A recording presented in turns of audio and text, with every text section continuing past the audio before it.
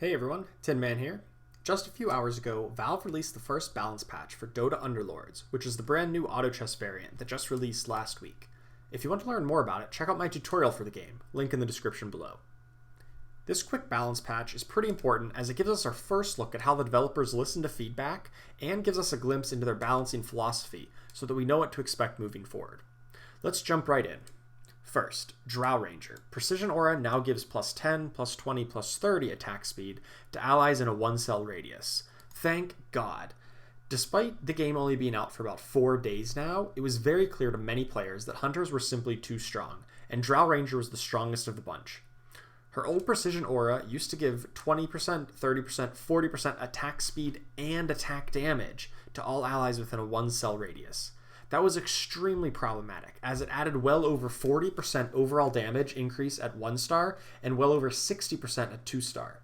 That was simply way too high when you consider other buffs, like say the Savage Alliance, which only gives a 10% attack buff at 2 units. This new version gives much less and only attack speed, not attack damage. Drow Ranger is still going to be a relevant unit, as her Heartless trait is still very useful for Hunter compositions, but she will no longer be the most busted unit in the game.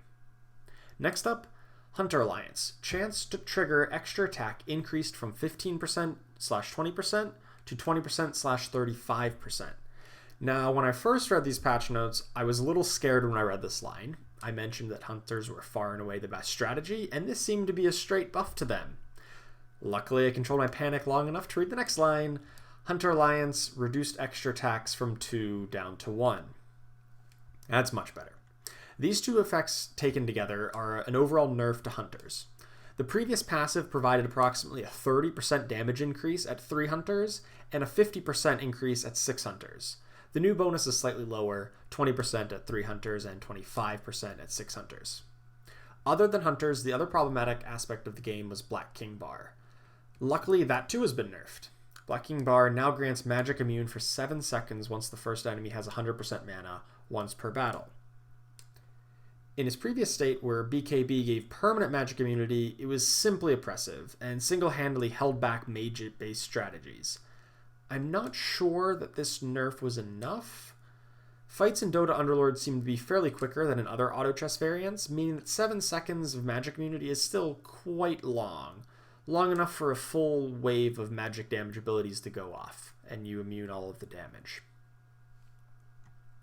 Next up, Omni Knight.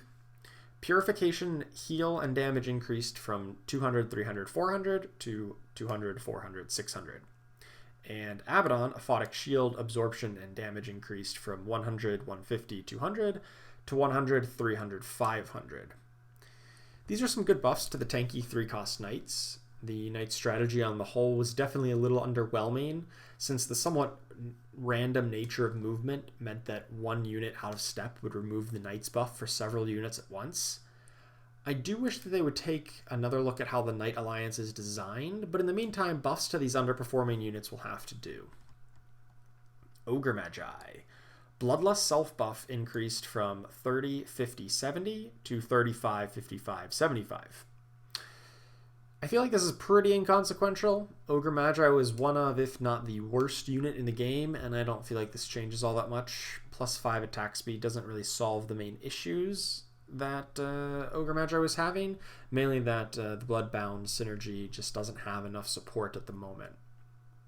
That's all the unit changes, but there were 2 changes to the combat system.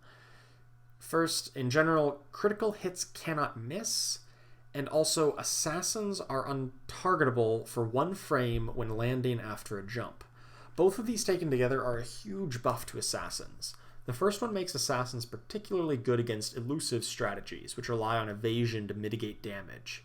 Now assassins will always connect with their critical hits, and no amount of evasion can save you. The second is more subtle, and I'll have to test it out to really know how impactful it is.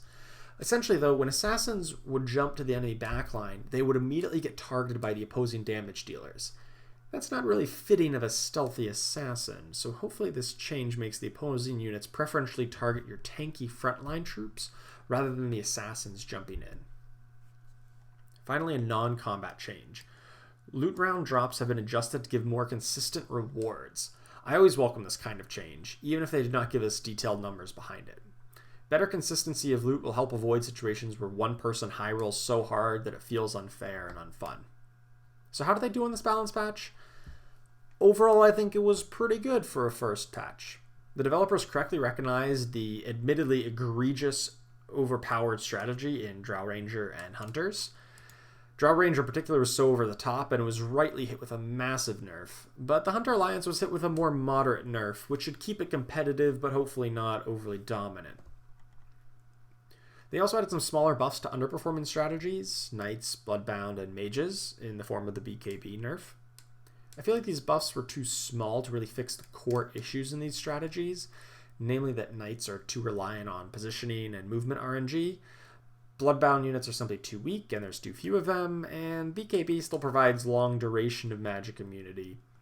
These buffs do not address these issues, so I don't really think that they're going to become top meta comps after this patch. Hopefully the devs do look at these issues rather than just keep buffing the stats on the underperforming units. The assassin changes, on the other hand, is exactly what I wanted to see for an underperforming strategy. Rather than just buff the numbers, they tinkered with the targeting AI and the critical strike rules to give assassins a buff. This gives me hope that they'll do something similar in the future to help out lower tier strategies. The big picture, how does this affect the meta? I think that warriors are still going to be the top dog in the meta. They were arguably the second best strategy to hunters, and they were not touched in this patch, so expect them to still be a good strategy moving forward. I suspect hunters will still hang out among the top strategies, but probably more like a top 3 or 4 rather than the undisputed best. I also expect assassins to get into the top tier, who can now better prey on the hunters, but can still be countered by the high armor from warriors. If my prediction about assassins are correct, I think it naturally means that elusive strategies are going to have to move down a little bit, as they cannot evade assassins' critical strikes and will naturally be weak to him. That should drop them to probably middle of the pack in terms of defensive alliances. I think that Knights and Mages are still quite poor, due to the inconsistency of Knights' movement and buff up time, and BKB still messes with Mages pretty hard. They'll not be as far behind, but I suspect they're still not great. In any case, I'm really excited to test out these strategies and see what works and what doesn't. Let me know what you think in the comments below, and if you found this helpful, please do like and subscribe. That way you can stay up to date with all of my Dota Underlords content. Thanks for watching.